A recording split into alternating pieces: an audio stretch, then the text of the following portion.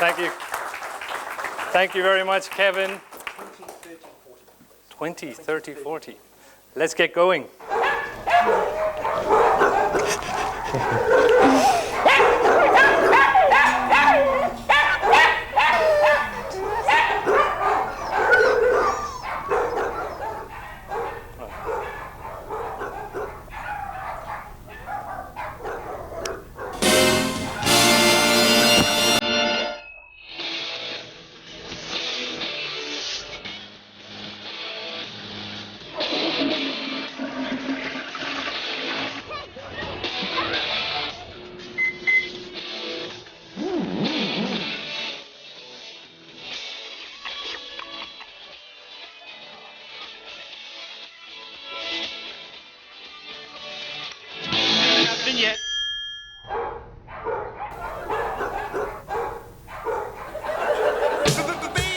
Kia ora koutou, my name is Johnny Quinn and I am a presentologist. As you can see, Harvey there has worked out that you only get one chance to make a first impression. Yeah. He's also worked out that better presenters move faster through organizations or get out of the doghouse, quicker. And you know, a presentation is your opportunity to impress and to get your message across. Now, what we've seen this morning are some awesome speeches, and I've loved some of the learning and the emotion. But this is the grey matter time, okay? So this is you getting involved and learning something new. Do you know that in 2019, I went to Dubai 9 times in 1 year? I did 380,000 kilometers approximately, and I spent a solid 8 days in the air. Sustainable for every one of us to do that? No. Post-COVID, I now have better connections with my kids because I spend 2 or 3 hours coaching in an evening or in an afternoon, and I walk outside my door and there's Coronet Peak right in front of me. I have better time with them. I have better connections with my wife. I've connected to more people around the world. Yeah, because I'm able to get connected easier with my audience. But here is the challenge. What have we got right now in this room? Feeling, presence, emotion. How do we get that on a Zoom call? How do you get connected with people? So this is not a presentation. This is not a speech. What I'm about to do today is a facilitation. And I want you to be actively involved as we go through, and I'll explain how we do that. So presentology, if I was to sum it up in one slide, then this is it. What do you see? People engaging, yeah, okay, so a handshake going on, the very thing that we normally do, Marlene, don't we? When we meet people, suddenly called into question. Oh no, we can't shake hands anymore, yeah? Called into question, the very way we connect with people, yeah, suddenly questioned, yeah. So, you know, that's the norm, that was the norm, and that was what we were doing. We were connecting with people and getting connected. By the way, what am I doing right now? How did I make that spotlight appear up there? Does anyone know? Okay, I'm using Logitech Spotlight, so your first learning for the day is head down to Noel Leeming and spend $120 on one of these things, because this will change and rock your world if you're presenting, okay? So it cuts the connection completely from my laptop, but it most importantly allows me to put a spotlight up on the screen. Well, that's good if I've got a big screen and I want to connect, or multiple screens, but I'm about to show you something that I'm going to do with it that changes a presentation from being linear to being non-linear, to being interactive. So this whole presentation is going to be driven by you as we go through. So really an engaged audience with a deal being done is really what we're trying to do when we do a presentation. That's really what we're doing. And what's the difference between a presentation and a speech? Slides. Slides are the difference, yeah? So at Toastmasters we learn to deliver a speech, don't we? That's us on our own. But in the business world, we're out there presenting all the time, but business presentations generally go hand in hand with slides. And I help millions of people around the world use better slides, yeah? Because I realized that the problem with PowerPoint is that people stick to a standard process, and they end up boring people to death. And we'll look at some examples of those. Now, I've got my own virtual goodie bag because I can't carry goodie bags with me everywhere. And this is the little URL, the website address that you can go to get all of the slides from today, lots of books, lots of information, videos, tips, tricks, and get connected with me. If you want to get connected and you want to join us, then please either scan this QR code or make a note of this little URL. That's my free goodie bag for all you guys as a result of today. So if we take a look at the presentation industry currently and look at some numbers around it, and yes, if anybody wants to know, this did start off as a list of bullet points, and this is called an infographic array, is what we do. So this is how we change bullet points into an array. If we look on the left-hand side, we see that, you know, a huge amount of presentations go on every day in the world. Yeah, so 350 presentations going on every second somewhere in the world. So 30 million presentations every day, apparently by Microsoft. So that's a huge amount of people presenting and giving information. And I'm sure it's growing exponentially as we go through. If you look at some of the numbers around that, huge amount of organizations like Ports of Auckland, like UCall, do not review their presentations, yeah? They eventually realize they've got a problem and they come to me and we create a whole new slide deck for them, or we create a presentation strategy. What's a strategy of how you're communicating in presentations? And we put that together for them. So I work with organizations to help them create better strategy around presenting. If you do it, you'll notice that there's a huge increase in your sales by increasing and improving how we present and how we use better presentations. And looking at some of the numbers on the right-hand side here, you'll see that if we create an interaction. Did you notice in Jackie's speech some wonderful learnings out of that speech, and indeed from Jolene and some of the other presenters this morning? But I loved the moment when Jackie hit the blind side, yeah? And I loved that Stephen was right there for her and threw her the catch, yeah? And great advice. That's when we learn. But did you also notice when Jackie asked you for a show of hands, did you notice the energy level change in the room? Yeah, and people immediately get more connected. So I'm not going to ask you to do a show of hands. I'm going to ask you a virtual way of showing hands, and we'll come on to doing that in a moment. So trying to create engagement is what we're trying to do. Have you been on a Zoom call, for example, and tried to do an icebreaker? Anyone tried to do an icebreaker on Zoom? My favorite icebreaker on Zoom is to get everyone to turn their cameras on, put your hand in front of your camera. So everybody's cameras are on, and then ask them a question, like, who's been to Queenstown? Remove your hand away from the camera. Try it, it's hilarious. You know, people are all there, then they disappear, and then all the people appear. So that's so facilitating those types of ideas to try and create a bit of engagement is one of the things that we need to do. Now, we've all suffered Zoom in the past year, and you may have heard of the poor Dunedin councillor who, by no fault of his own, was out on the ride on that morning and wearing his stubbies, then was asked to go to a council meeting and kept his stubbies on, but had a coat on and a jacket and stuff, and decided to hop up, you know, during the break and do a bit of dusting, but unfortunately did not turn off his camera, okay? So it went worldwide with millions of views of people saying, man in underpants, you know, dusts his office at a council meeting. The term zoomed out has entered the dictionary. I am zoomed out. I've had enough of it. Think about those times you sit on Zoom. It's quite intense, isn't it? We're not used to being on camera for that amount of time. Yeah, it's quite an intense thing. I'm part of Coast Guard New Zealand, and I was training last night, and suddenly the lecturer said to me, Johnny, tell us about this, and I suddenly had to be called on. Now, that would work in a classroom, but we're used to switching off, aren't we, when we're on Zoom, yeah? What are we normally doing? Do we even have our cameras on? We don't have our sound on. So for a presenter, it's incredibly difficult. I've lost total connection with the audience. I'm just talking to a screen, hopefully looking at the camera, and I'm hoping that they're all out there listening, but I've got no feedback loop at all. Yeah? So it's a real challenging environment to be in, and how do we make it better? And unfortunately, there's been some other terrible stories about people heading off to the bathroom. If you want to Google this, heading off to the bathroom with their camera turned on and taking a leak in front of their entire colleagues, that sort of thing as well. And also, you know, there are people, I love the innovation of audiences and of people. I mean, this person is being tracked by their company to see how much time they're spending on their computer, and here is their solution. So they're there all the time.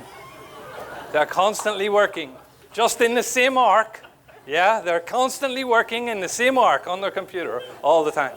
But this is people. This is what humans will do if we force them to get involved. and force them to do it. So let's interact, okay? So I'm going to, in the center of the table, there are some keypads. Grab a keypad each. The number is on the back of it, so that's your keypad number. And there is a quick prize to win. This morning. There will be more prizes later during our quiz. But I'm going to ask you some questions as we go through. So just press the button firmly when I ask you to press it. There's only one vote, and please give them back. Put them back on the table. Don't take them out of the room. They don't open your garage door. They don't do anything. So how many presentations are delivered every day in the world? And if you're still not pressing, then you probably aren't going to win, but we'll see how we go. So we've had 42, 43 of you voted. It was 30 million, as you can see from the green bar there. So 30 million presentations go on every day in the world. And up on the top left-hand corner here is our winner, which is who voted fastest at 2.4 seconds. Keypad number 58. Where are you? Somewhere up here, I think. 58, well done. There's a clicker, one of our clickers for you. Well, give him a round of applause. So, by the way, what did I just do? What was that? Interaction. What else? There's a word for it. Gamification. Gamification will rock your world. If you want to create an interaction with people, people love a quiz. Just ask a question and give them the options. Can you do that on Zoom? Of course you can. There's free voting on all of Zooms. You can put up so people can be all around the world and play a little quiz with you. Yeah, you can use Mentimeter, you can use Slido. There's a ton of different options for online, but this is offline. This is a system that we use when we're in the room. So I really have 7 different areas I can go through in the next while. How long have I got? Still not bad? Yeah, we've got about half an hour, I would say. So we've got 7 different areas, and I'm not going to be able to get through all of them. So you've got to choose what you want me to talk about next. So this is called Choose Your Own Adventure. You can choose your own adventure. Choose what you want to talk about next. Well, right away, we're seeing that people want to talk about audience engagement. So thank you. Yes, so 34% of you would like to jump into audience engagement. So we'll come back and look at some of the other ones. We've got a few different options to look at different areas as we go through. So audience engagement. So that's what you'd like to focus on first. So here we come on to Spotlight, being used in an interactive way. Now this is all PowerPoint. This is just Office 365 PowerPoint. There's nothing fancy about this. I don't have any fancy plugins. The voting system you could use in any way. But this is called Summary Zoom in PowerPoint. Not to be confused with Zoom, the software. It's called a Summary Zoom. And what it does is it takes each one of your sections in your slides and puts a block up so you can interactively move through them. Okay? So this is a slide we'll keep coming back to. So I'll just click on the audience engagement one, and we zoom off into that. So I've now gone from slide number 10 I was on, I've now jumped down to number 50 of 90. So it just jumps around. PowerPoint's always been able to be interactive. Why do we not make it interactive? Why do we present linearly? Why do we start at 1 and tell a story and go through and end up with 30 or 50 or 60 or 400 if you're a trainer? Why do we go linearly? Where does the concept of slides come from? What was the earliest slide you've ever seen? Slide projector, carousel projector. Yeah, remember them? Your granddad had one maybe? Yeah, you could go around in a circle, you had to load them in. Could you go from 1 to 24? With difficulty. You could hold the button down, it would maybe get around there, but it took a while. Can PowerPoint do that? Can you go from 1 to 24 in PowerPoint? Yeah, how do you do that? You hold the button down, click all the way through them? No, wrong answer. You can use presenter view and click on forward, good answer, but a lot of people aren't using presenter view. There's an even simpler answer. Normally by answer, oh, I'm on 24. Oh, now I'm on 46. The keyboard. When you're in slideshow mode, you just go up to the keyboard and press 24, and it will jump to slide 24. It's always been able to do that. So if you have critical messages on 10, 20, 30, 40, and 50 of your slides, then you just remember that you want to hop through them. You just go to 30 and it'll jump forward. Put some filler slides in, some black slides in if you don't need them, if you want to fill up some space. So you can always be able to do that, but people don't do it. And think about it. If I create an interaction with you and allow you to choose what I'm going to talk about, what does that say about me as a presenter? I can talk about all this stuff. It sets me up as an absolute expert. So it's a very engaging way to present to people, and people will get connected with you. So let's have a look at audience engagement. So you've heard this word before, and I've deliberately made it red and scary. And what are we trying to do? Yeah, we're trying to do this, yeah? So interaction is the difference between a monologue and a dialogue. We see, at Toastmasters, we're actually taught to monologue. Yeah, a speech is a monologue very often. But it's difficult, and it's scary, and it adds fear to what we're doing. And we need support to be able to do that. And it's an advanced thing to be able to do. But if I can create a dialogue with the audience, then it's no longer a scary speech that I have to deliver. It's a conversation with a group of people. I could change and just come down here and have a conversation with Marlene, and I'd be fine, and you and I are having a chat. It's been great to see you again. Yeah? But now I could expand that out and say, it's wonderful to be here. It's no longer just a conversation with Marlene. I'm communicating with everybody, and maybe you will answer me back, and I'll get connected. So we're trying to create a dialogue when we speak to people to get better connected. Huge amount of people are coming to events or going online to get connected with other people. Yeah, huge amount of them. Yeah, at least 70% of them.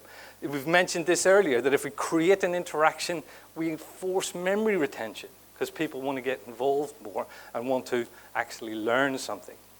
And this is a stat from 2017 by Mark McCrindle in Australia, one of the scariest stats I ever heard of for presenters.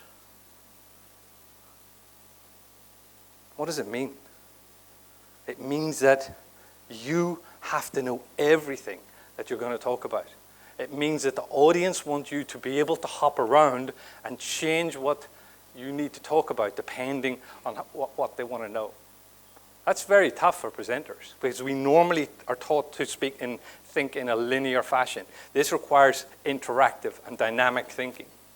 You know, teachers have already done this. They've already understood this, and they've had to change. The day of the sage on the stage is over. Everybody has an opinion. Everybody matters. Their opinion counts.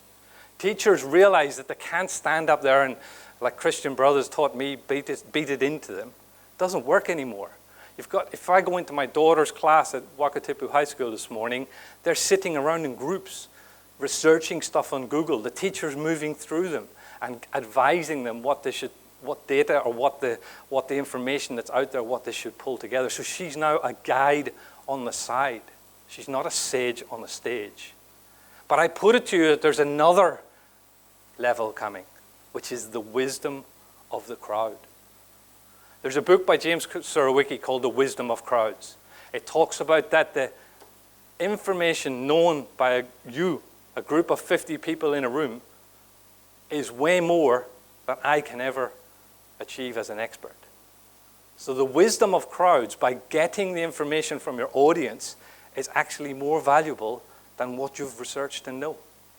Challenging, but maybe you could give it a try at your next presentation and put it together. So how do we do that in a Zoom time? Well, we will typically have breakout. Who's tried breakout rooms? Did you like them? Yeah? Probably no. Met somebody crazy in a breakout room. When we ask people what was the high point of the meeting, it was a breakout room.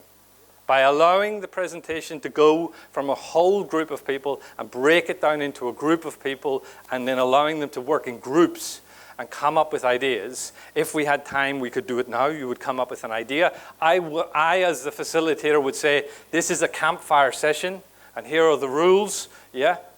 Encourage the wild ideas, allow people to work. Defer your judgment. Don't put people down. Allow them to come up with ideas and try to stay on the topic. Go away for 5 minutes and come back. Here is your subject.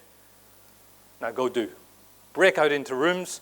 Zoom has changed dramatically. You're now able to put different people into breakout rooms, so you can actually separate the people who don't like each other. You can also connect different people. You can allow people to choose to go into their own breakout rooms, right? So it breaks out. So if you haven't been in a breakout room, you suddenly appear on all of those Zoom windows. You end up in a little room with just 3 or 4 of you, and you have a separate conversation. As a facilitator, I can drop down into the different rooms, and you know, if it's a long breakout, say a 30-minute breakout, I can hop into each one of them, say, how are you going, what's happening, and then I can come back. So breakout rooms are one of the key things to do. Just give it a go. It's absolutely amazing. You get a group of people and you break them out into rooms. People really love it. So what do you want to cover next? You get how we're going? Now bear in mind, those people who are choosing audience engagement. We've just done that. So what are, I think we're going to go see body language. Well, I can go through the tools, but come on, okay, it's interactive tools, has it? Good, good. So let's have a look at what tools are out there to create interaction. So obviously keypads, yeah, those are out in the room. Now specifically with these keypads, I have 1,000 of them just in New Zealand. I have 10,000 of them around the world, and we're still using them because your average baby boomer does not want to install an app on their phone to vote. But on Zoom, most people are able to use it, and it's integrated into Zoom to be able to do that. So don't be afraid to use it, but use the right technology. You've seen maybe Kevin use Catchbox in Toastmasters. Anybody seen a Catchbox? Throw the microphone around. We've broken quite a few glasses over the days and smacked a few old ladies on the side of the head. And it's been, the rugby aspect comes out. So it's one of those fun tools. It's a real good way to get connected. Slido, anybody use Slido? Yeah, Slido or Mentimeter. Anyone use Mentimeter? Those are two apps that are very well known around New Zealand. People really enjoy them, but they simply allow people to vote and to connect with them online. Event Mobi Lifting Up Another Level is a tool that allows you to not just have audience engagement, also have the agenda for the day, have speaker bios, have goodie bags, have abstracts that you can download, connect the audience with different people. So it's an app for the event. So if you're having an event, the location, the parking. So it gets rid of all of the paperwork. And that's one example of, there are about 170 of those, just to give you an idea. So you may have come across one of your own, but there's a lot of different suppliers out there who do and offer event apps. And buzzers, believe it or not. If anybody needs a buzzer system, come and talk to me, all right? Okay, I've looked high and low over my 20 years of doing this, because people will eventually come to you and say, I need 10 buzzers on the stage and people to be able to buzz in. And when that one buzzes, that one has to switch off. So I've found those systems that do that. So those types of game show buzzers, if you ever need them. It doesn't have to be technology all the time. This is just a simple system. So those are a couple of examples. What else would you like to talk about?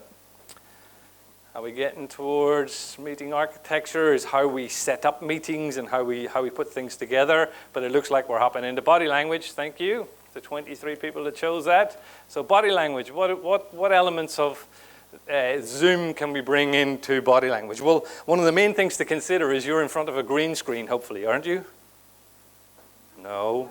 No. Why are you not in front of a green screen? Expensive? Ever tried to find one? Good comments, okay. Okay, I'll show you some examples. If you choose it, I'll show you some amazing ways that you can make your own green screen. I'll show you my own setup, because I'm actually sitting in front of my son's duvet that I grabbed off his bed on the 15th of March, 2020. Yeah, and I just went in and said, mate, I need this. And I hung it up on some fishing poles, and I'm still sitting in front of it.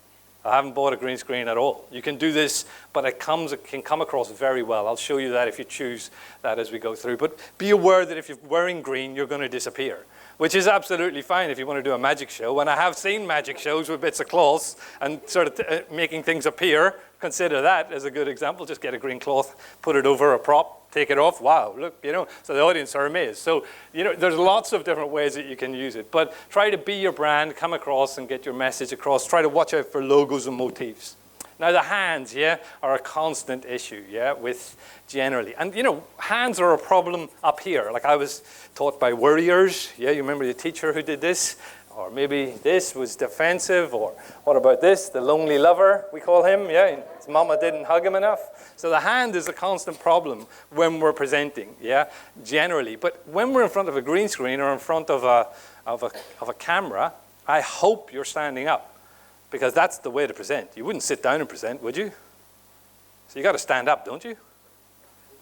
A lot of people will just stay seated. Yeah, okay, but your diaphragm's crunched, you can't breathe properly, you need to stand up. So if we're standing up, then we need to use our hands, And we can also use, even in just the space that we've got in front of our camera, we could just do a bit of stagecraft, couldn't we? We could get larger, or we could move back and get smaller, So we can use the space to move through it. We could move over stage left and tell a story, and then come to present day, and then maybe talk about the future. So just in that little space, we could use some stagecraft.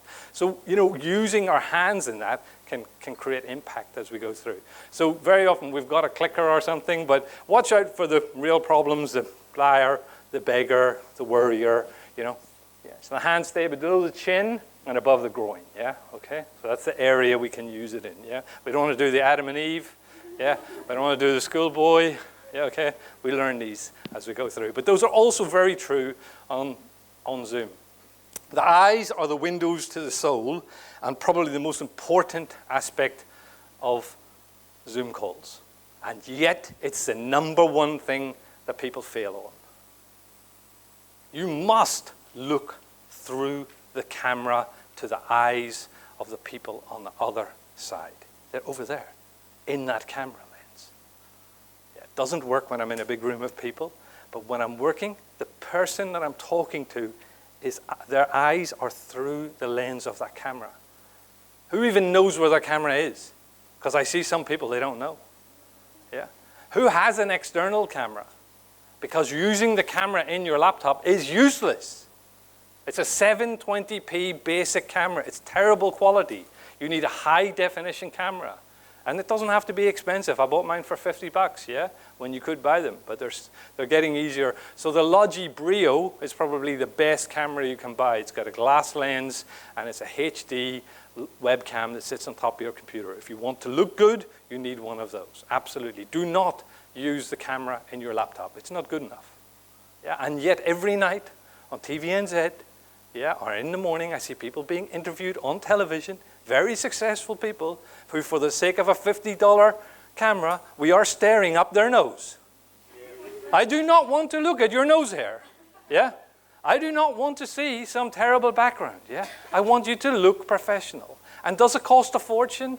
Well, no, we'll come to that as we move through. But most importantly, try to look through. Now, one of the main challenges with that, when you have Zoom full screen on your computer, is that over on the left-hand side is the person's face.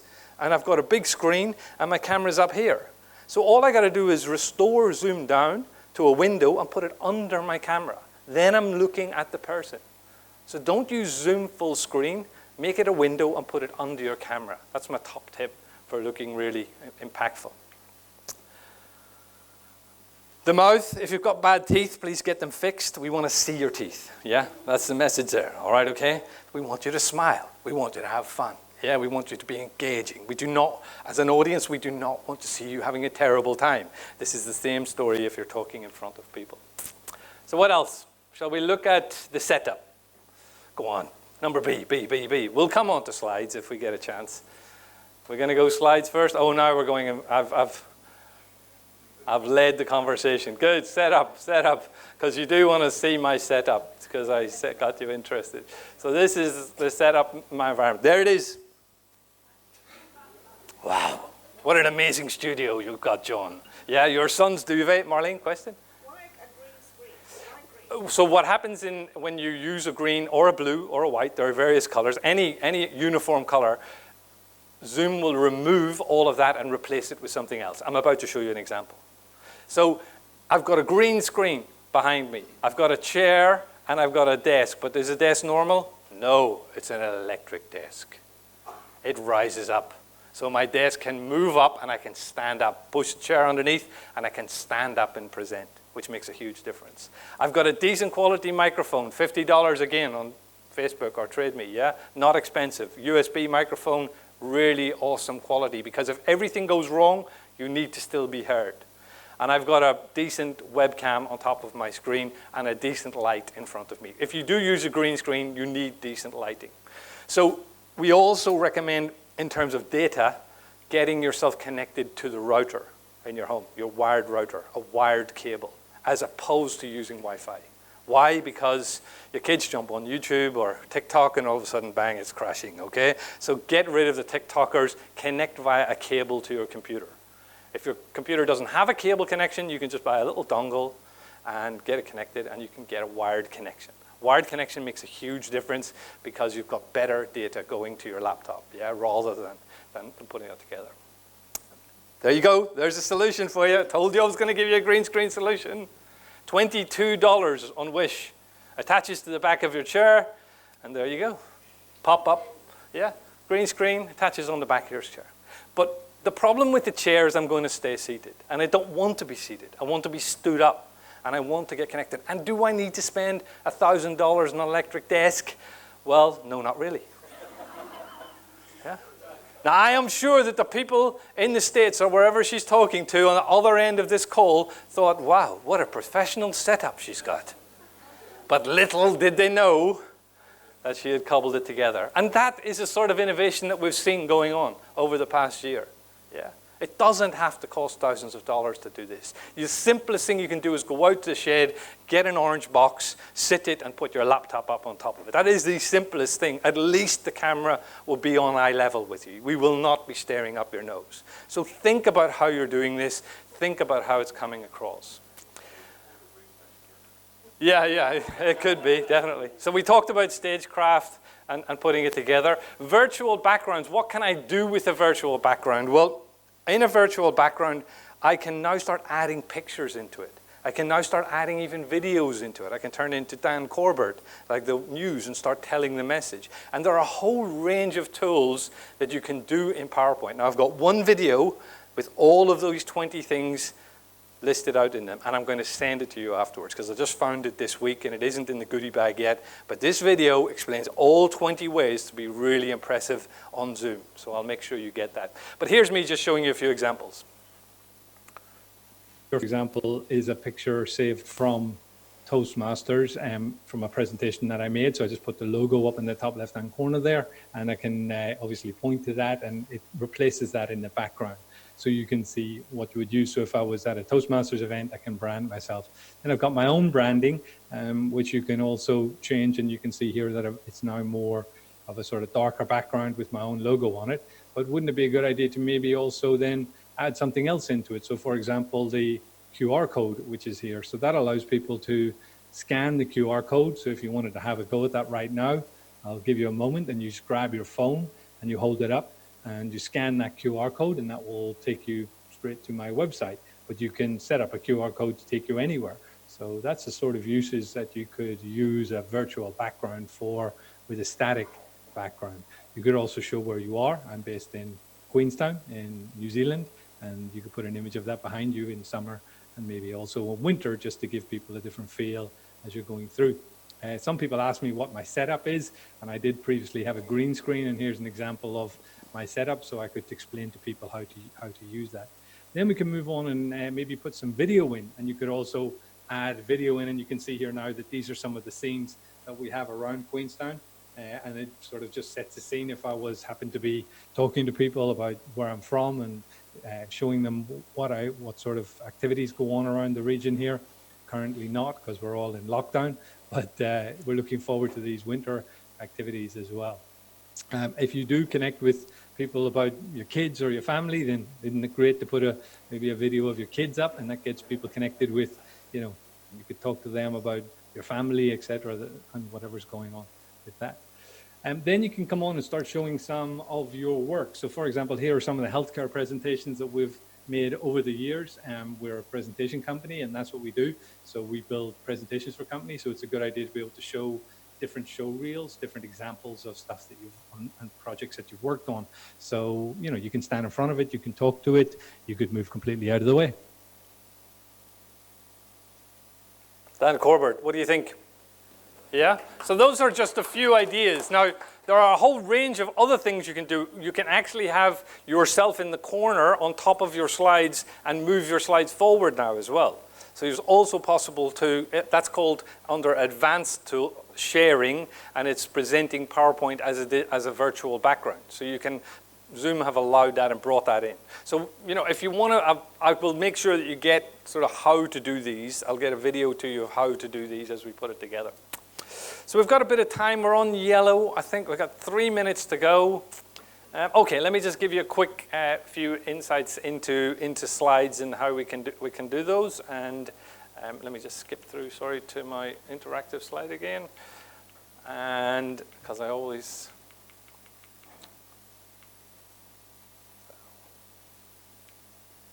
just on slides, be aware that what we need to do is less of this. Yeah? List of bullet points, boredom. Okay, we need to do more of this. This is before, this is after. It's about demographics, so we need to use some imagery around it. Big numbers, don't be afraid to change them. Don't be afraid to do something different with them. Yeah? Do something big and impressive with them. Get rid of the PowerPointy looking tables and charts and diagrams. Do something different with it. Redesign it. Make it more interesting using some shapes and movements. And for those of you who have been on the course, you will have remembered we worked on some graphs such as this. This is very PowerPointy looking. So how do we make it less PowerPointy? Well, we take the same graph and we animate it, and we get rid of the tick lines, and who doesn't love having a millennial on their slide, yeah? Lists of tables and elements like that. We take the bullet points and create an icon array. This is using icons and then adding content into them, yeah? So take each one of those points and bring them in. So just remember this, one of my favorite quotations. Try not to own that PowerPoint. Try to admit that, you know, you've got some ugly children out there and it's time to change it, yeah, as we move through. Good. So yeah, I'm going to hop through that. I probably should hop now back to just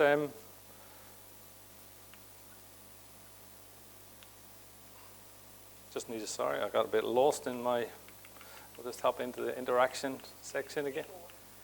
Yeah, I need a keyboard, don't I? Yeah. So I'm just going to jump into wrapping up because I'm running out of time.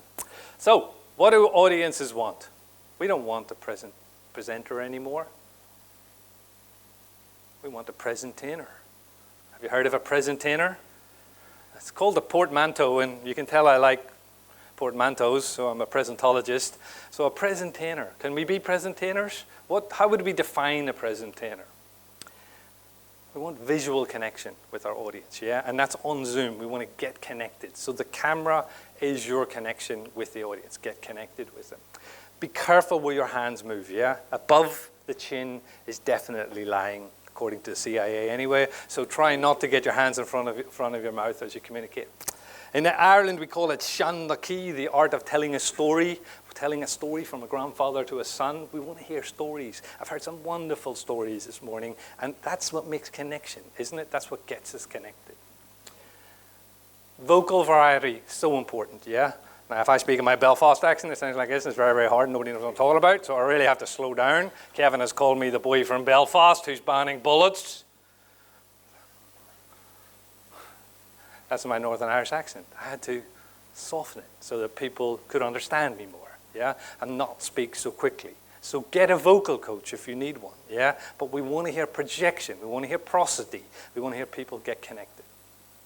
And hopefully make people smile in whatever way. People smile and getting connected, you know, in some sort of humorous way. Just be careful that that funny joke in Auckland, New Zealand is really funny in Dubai, UAE, yeah? Because it may not be, all right, okay? So be real careful about what is humor. Most importantly, use the screen, but come back to here. You're who I'm talking to, yeah? There's no point in me spending my entire time side on, yeah, referring to the screen all the time. That shows fear. We want to stand and connect with the audience, squared and centered, yeah, as far as connection. Audience engagement, we talked about different ways of doing it. Hopefully I've opened your mind to some of the ways to do that. But most importantly, we want charisma. And this is my formula, these 4 words for charisma. And we have certainly seen them in spades this morning in some of our presenters. Yeah? But without these 4 things, yes, sorry, Neil? I'd just like to add something. Yeah. I would say be careful about using reds and browns. I'm one of about 7 or 8%. Yep. I wish you could have covered something. Yeah, I certainly was. But I was, if you're finding it... I struggled to see that mumble. Yep, yep. Took some time. And the word is designed to be hard to read. But color theory is really important. And, you know, we've got a bit of a challenge in this room in the sense that the electrician who wired it put 2 bulbs directly above the screen. And we were going to climb up there and take them out earlier, but Kevin, who's big on health and safety, said, oh no, you're not getting up there to pull those bulbs out. So it can be a real challenge. Yeah? This presentation normally runs on LED walls or a big bright wall, so I have a problem with it. But certainly color theory is very important. Thanks, Neil, for that comment as we go through. But try to be one of those 4 things, or all 3. All 4 of them, if you could be. That is ideal in terms of getting your message across around and being a charismatic person. So audiences really are looking forward to seeing your next presentainment, yeah, and tell instead of your presentation. So in the last 16 seconds, I'd like to say, if you think about it, you don't really get a newspaper, you get news. You don't really get glasses, you get vision. You don't really get a mattress, you get sleep. And you don't really get a lamp, you get light. Well, if you use presentology, you won't really get a presentation, you'll get applause. Thank you very much.